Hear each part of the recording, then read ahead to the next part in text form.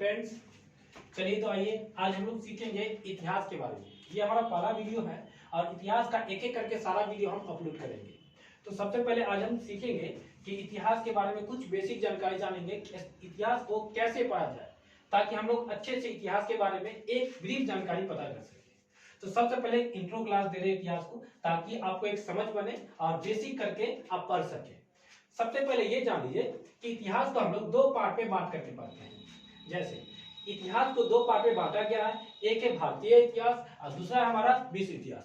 मतलब भारतीय इतिहास मतलब इंडियन हिस्ट्री और दूसरा आपका हो गया विश्व इतिहास मतलब वर्ल्ड हिस्ट्री, जो हम लोग 9th और 10th में पढ़ते हैं। लेकिन हम लोग जो कंपटीशन एग्जाम की बात करते हैं या 10+2 की बात करते हैं, तो उस एग्जाम में आपको भारतीय इतिहास से ज्यादा प्रश्न पूछा जाता है। तो हम लोग इंडियन हिस्ट्री पहले स्टार्ट करेंगे और इंडियन हिस्ट्री में 3 पार्ट बनता है, प्राचीन भारत, मध्यकालीन भारत और आधुनिक भारत। उस तीनों पार्ट को हम लोग एक एक करके प्लेलिस्ट बना करके आपको वीडियो देंगे, ताकि आप आसानी से और ढंग से पढ़ सकें। सबसे पहले आप इतिहास के बारे में कुछ जान लें कि इतिहास के जो फादर है, मतलब कहने का मतलब इतिहास के जनक। आपके एग्जाम में सबसे पहला प्रश्न ये बनेगा कि इतिहास के जनक कौन है। तो इतिहास के जो जनक है, मतलब जो फादर है, वो कौन है? आपको हेरोडोटस है। और इन्होंने एक पुस्तक लिखा था, जिस पुस्तक का नाम है हिस्टोरिका। तो आपके एग्जाम में प्रश्न पूछेगा कि बताइए हिस्टोरिका नाम का पुस्तक है, उसको लिखने वाला कौन है, मतलब उसके रचयिता कौन है। तो हिस्टोरिका नाम का जो पुस्तक है वो हेरोडोटस ने खुद अपने हाथों से लिखा था। इन्होंने क्या किया था? सबसे पहले पुराने समय की बात करें हम, जब हेरोडोटस मार्केट में आए थे, जब उन्होंने क्या किया, अपने आसपास की जो भी घटना होता था उसको एक बुक में लिखना मेंशन कर दिए थे, एक डायरी बनाकर लिखना चालू कर दिए थे। उसके बाद उसी बुक को पब्लिश कर दिया गया, जो हिस्टोरिका के नाम से फेमस हो गया। अब यहीं से क्वेश्चन बनता है, जब हेरोडोटस की बात आती है तो आप जान सकते हैं सर हेरोडोटस कौन है। तो ये यूनान के रहने वाले हैं। कहाँ के रहने वाले हैं? यूनान, जो ग्रीक कहते हैं हम लोग। तो ग्रीक इंग्लिश में कहा जाता है और हिंदी में यूनान कहा जाता है। तो आपसे पूछेगा कि हेरोडोटस कहाँ के रहने वाले, तो आप कह सकते हैं कि हेरोडोटस यूनान के रहने वाले, ग्रीक के रहने वाले। इन्होंने एक पुस्तक लिखा था, जिस पुस्तक का नाम है हिस्टोरिका। अब ये इतिहास के पिता है और ये प्रथम इतिहासकार भी है। यहाँ से कुछ क्वेश्चन बनेगा, जिसको आप याद कर ले और नोट डाउन करें। चलिए एक प्रश्न और बना के खत्म करते हैं। यहाँ पे क्या है कि इतिहास के बारे में ये जान लें कि इतिहास कहते किसे है, इतिहास होता क्या है, व्हाट इज हिस्ट्री। अगर आपके मन में क्वेश्चन आएगा सर इतिहास क्या है, तो आप ये जान लें कि प्राचीन काल की कोई ऐसी घटना जो निश्चित तौर पर कभी ना कभी घटी थी, जिसका हमारे पास प्रमाण है, साक्ष्य है, वो सारा इतिहास कहलाएगा। इतिहास के बारे में जान लिए हैं। इतिहास का 2 पार्ट होता है, एक भारतीय इतिहास और एक विश्व इतिहास। तो हम लोग सबसे पहले भारतीय इतिहास का सिलेबस के बारे में जान लेंगे कि भारतीय इतिहास को कैसे पढ़ा जाए। तो सबसे पहले आप ये जान लें कि भारतीय इतिहास को 3 पार्ट में बांटा गया। बहुत बड़ा सिलेबस होने के कारण इसको 3 पार्ट पर में छोटा 3 पार्ट बना करके पढ़ते हैं। टाइम के अनुसार बांट दिए, ताकि हम लोग को पढ़ने में आसानी हो। भारतीय इतिहास में जो पहला पार्ट है वो प्राचीन भारत का है, दूसरा मध्यकालीन भारत का है और तीसरा आधुनिक भारत का है। इसका मतलब भारतीय इतिहास को 3 पार्ट में बांट करके पढ़ना है। पहला प्राचीन भारत, दूसरा मध्यकालीन भारत और तीसरा आधुनिक भारत। प्राचीन भारत में जैसे ये समझिए कि इसको कैसे पढ़ना है। प्राचीन भारत में कभी न कभी मानव का जन्म हुआ होगा ना। हाँ, जब भी मानव का जन्म हुआ था, मानव के जन्म से लेकर के 712 ईस्वी का जो समय है, ये 712 ईस्वी तक की बात करें, ईसा पूर्व की बात नहीं है, 712 ईस्वी तक का जो समय है वो प्राचीन भारत को दिया गया है।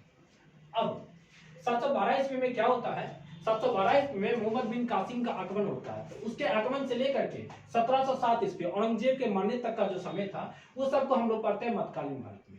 और 1707 ईस्वी में जब औरंगजेब मर जाता है और भारत की आजादी तक की बात कर रहे हैं, तब तक हम लोग पढ़ेंगे कब? तो आधुनिक भारत में। तो सबसे पहले हम लोग प्राचीन भारत को स्टार्ट करेंगे, जो कब से मानव के जन्म से लेकर के 712 ईस्वी तक के मोहम्मद बिन कासिम के आगमन तक का। प्राचीन भारत को 3 पार्ट में बांट दिया गया है।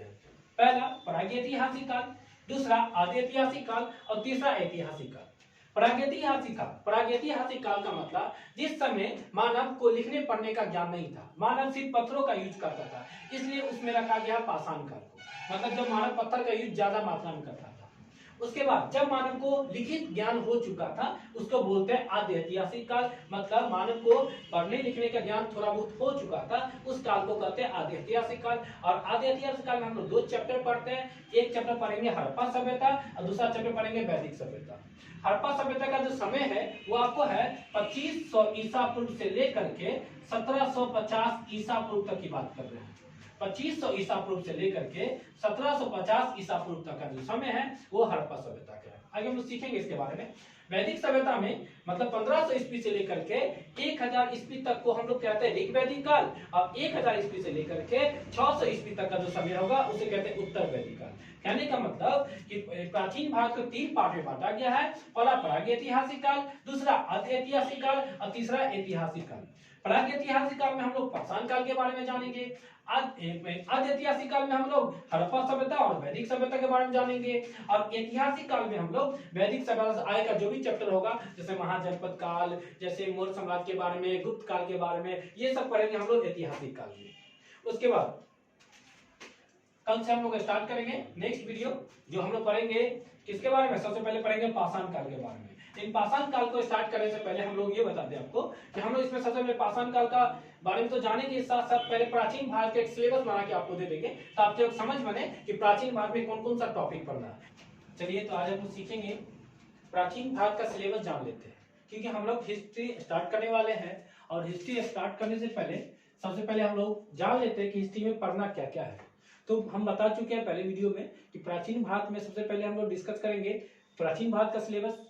जब मध्यकालीन भारत स्टार्ट करेंगे तो मध्यकालीन भारत में डिस्कस करेंगे मध्यकालीन भारत का सिलेबस, और जब आधुनिक भारत पढ़ेंगे तो आधुनिक भारत का सिलेबस डिस्कस करेंगे। और हम प्राचीन भारत में देख लेते हैं कि सबसे पहले कौन सा टॉपिक स्टार्ट करेंगे। तो प्राचीन भारत में क्या होता है कि सबसे पहले हम लोग डिस्कस करेंगे पाषाण काल के बारे में। पाषाण काल का मतलब पत्थरों वाला काल, जब मानव नहीं आदिमानव था, पत्थरों का यूज ज्यादा मात्रा में करता था, उस काल को हम लोग बोलते हैं पाषाण काल। चलिए पाषाण काल को भी हम लोग 3 भाग में डिवाइड करके पढ़ते हैं, बहुत लंबा पीरियड होता है इसलिए, जैसे पूरा पाषाण काल, मध्य पाषाण काल, नव पाषाण काल, ये सब आपको आ जाएगा किसमें, तो पाषाण काल के बारे में पढ़ेंगे। फिर पूरा पाषाण काल के बारे में भी पढ़ते हैं, अगर ब्रीफ में पढ़ेंगे तो 3 होता है, उसको उतना डिवाइड नहीं करेंगे, बस हम पाषाण के बारे में जो फेवरेट क्वेश्चन एग्जाम का वो सब पहले डिस्कस कर लेंगे। अब आगे आ जाइए हड़प्पा सभ्यता के बारे में। हड़प्पा सभ्यता जिसको सिंधु घाटी सभ्यता कहा जाता है, जिसका जो समय काल है वो 2500 से लेकर के 1750 ईस्वी तक माना गया है, क्योंकि आज से बहुत साल पहले भी कुछ लोग ऐसे बसते थे, सिंधु नदी के किनारे ज्यादातर लोग नगर बसा हुआ था, जो हम लोग हड़प्पा सभ्यता के नाम से जानते हैं। जिसके आप पढ़ेंगे राखल दास बनर्जी के बारे में, मोहनजोदड़ो के बारे में, और बहुत सारे लोथर के बारे में, कालीमंगन के बारे में, ये सब सारा डिस्कस करेंगे हड़प्पा सभ्यता के चैप्टर में।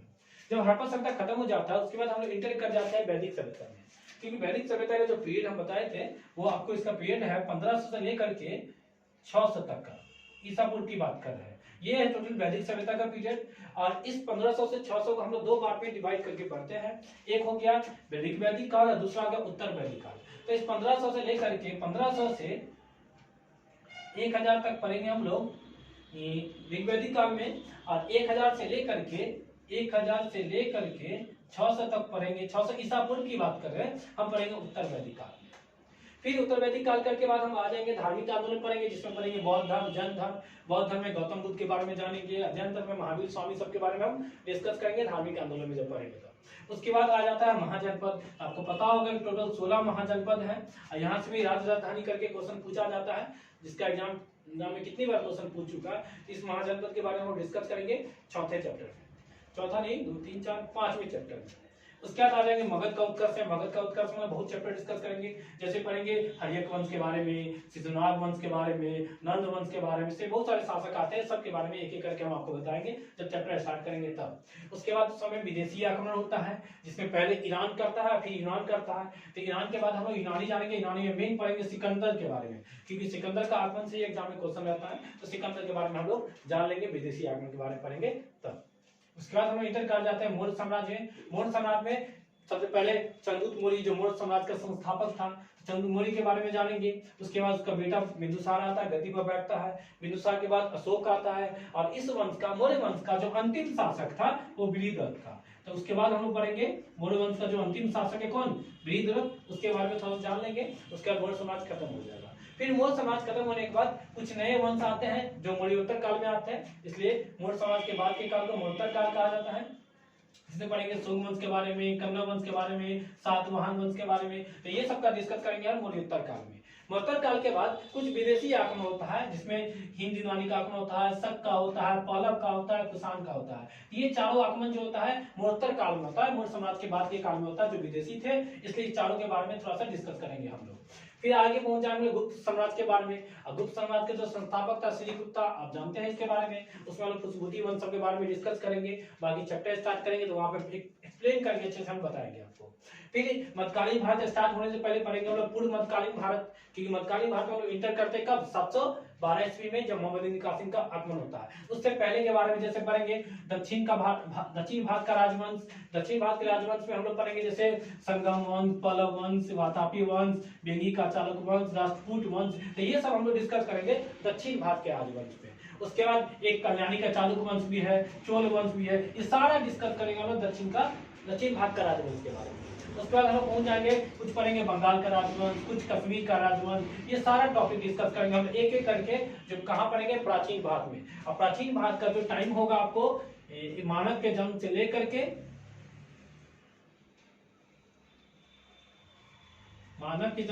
के कब तक पढ़ेंगे, तो 712 ईस्वी तक, 712 ईस्वी मोहम्मद बिन कासिम के आने तक। ये सारा डिस्कस करें हम लोग, एक ही टॉपिक डिस्कस करेंगे जो है क्या है, प्राचीन भारत। उसके बाद हम लोग बताएंगे अगला सिलेबस मध्यकालीन भारत का, फिर पढ़ाएंगे आपको हम आधुनिक भारत का सिलेबस। अगर आपको हमारा वीडियो पसंद आए तो लाइक करें।